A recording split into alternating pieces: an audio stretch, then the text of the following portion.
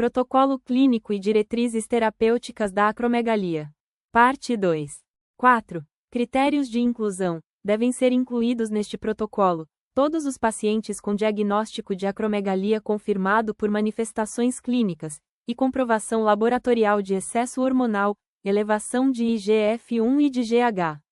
Exames de imagem, ressonância magnética ou tomografia computadorizada também são obrigatórios para a identificação da causa da doença. Para análogos da somatostatina, octreotida e lanreotida. Para o tratamento primário com análogos da somatostatina, o paciente deve ter contraindicação ao tratamento cirúrgico e não apresentar sintomas compressivos secundários ao tumor. Para o tratamento secundário, são elegíveis os pacientes que, após 3 a 6 meses do procedimento cirúrgico, não apresentarem critérios de controle da doença, e aqueles que foram submetidos à radioterapia, mas ainda sem controle da doença, associado ou não à radioterapia. Para a agonista da dopamina, cabergolina, o tratamento primário com cabergolina não é preconizado neste protocolo. Para o tratamento secundário, são elegíveis os pacientes que após 3 a 6 meses de uso regular de análogos de somatostatina, não apresentarem critérios de controle da doença, caso em que devem ser associados estes medicamentos, ou não tolerarem os análogos da somatostatina. 5. Critérios de exclusão. Serão excluídos todos os pacientes com intolerância, hipersensibilidade ou contraindicação ao uso dos medicamentos preconizados neste protocolo. 6. Centro de referência. Pacientes com acromegalia devem ser avaliados periodicamente em relação à eficácia do tratamento e ao desenvolvimento de toxicidade aguda ou crônica em serviços especializados de neurocirurgia, com endocrinologia ou neuroendocrinologia. A existência de centro de referência facilita a avaliação diagnóstica, o tratamento, o ajuste de doses conforme necessário e o controle de efeitos adversos. Em termos cirúrgicos, os melhores resultados e menores chances de complicações dependem da experiência do cirurgião e não da técnica utilizada, endoscopia ou microscopia, o que se observa em serviços em que apenas 1 ou 2 neurocirurgiões são responsáveis pelas cirurgias transesfenoidais de hipófise. 7. Tratamento. O tratamento da acromegalia pode envolver procedimentos cirúrgicos, radioterapia e terapia medicamentosa. Para esta última, estão disponíveis no mercado brasileiro 3 classes de medicamentos: os agonistas da dopamina, análogos da somatostatina e antagonistas do receptor de GH. Para a atuação das 2 primeiras classes, é necessária a presença de receptores funcionais específicos, no adenoma hipofisário secretor de GH. Já a ação do antagonista do receptor de GH independe das características moleculares do adenoma, pois atua bloqueando a ação do GH em nível periférico. Neste protocolo, incluem-se as 2 primeiras classes, agonistas da dopamina, cabergolina, e análogos da somatostatina, octreotida e lanreotida. Um novo medicamento dessa segunda classe farmacológica, o pamoato de pasireotida, foi testado em pacientes com acromegalia, demonstrando eficácia similar ou até superior aos análogos de primeira geração. Por ser um medicamento com registro recente no Brasil, a sua incorporação ainda não foi avaliada pela Conitec. Por sua vez, o antagonista do receptor de GH, pegvisommanto, foi reavaliado recentemente pela Conitec, por parecer técnico-científico, no qual a sua incorporação não foi aprovada, em função das limitações metodológicas dos estudos disponíveis, que trazem incertezas quanto aos benefícios do pegvisommanto na redução dos sinais e sintomas da doença, bem como pelo alto custo do medicamento. Dessa forma, o pegvisommanto não foi incluído neste protocolo clínico e diretrizes terapêuticas. A acromegalia deve ser monitorizada, não só para o controle dos sintomas, mas também para a diminuição da mortalidade. Além do tratamento da doença, os pacientes também devem receber tratamento para as complicações decorrentes, como hipertensão arterial sistêmica, diabetes mellito e doenças cardíacas. Cirurgia. Na maioria dos casos, o tratamento primário da acromegalia é cirúrgico. A remoção completa do tumor secretor de GH resulta em resolução bioquímica e melhora das alterações clínicas. O tratamento cirúrgico pode levar à cura, sendo por isso, o tratamento de escolha em pacientes com microadenomas, macroadenomas não invasivos e tumores que provocam sintomas compressivos. O resultado do tratamento cirúrgico depende de diversos fatores, tais como critérios anatômicos do tumor e experiência do cirurgião. Em pacientes com microadenomas, a taxa de sucesso, normalização do IGF-1, descrita na literatura, é de 75% a 95%. Em pacientes com macroadenomas não invasivos, a taxa é de 40% a 68%.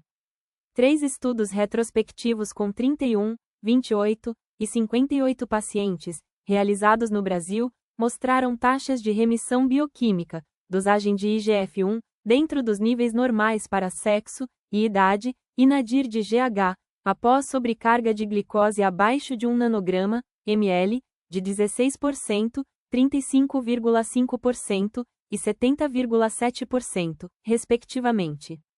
Para tumores com extensão para seio cavernoso, ou outras características de maior invasão, o tratamento cirúrgico não resultará em cura.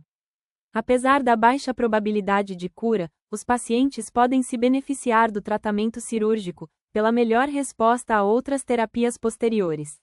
Em pacientes que não tiveram a doença controlada após a primeira cirurgia, um novo tratamento cirúrgico pode levar à cura, em aproximadamente 50% dos pacientes.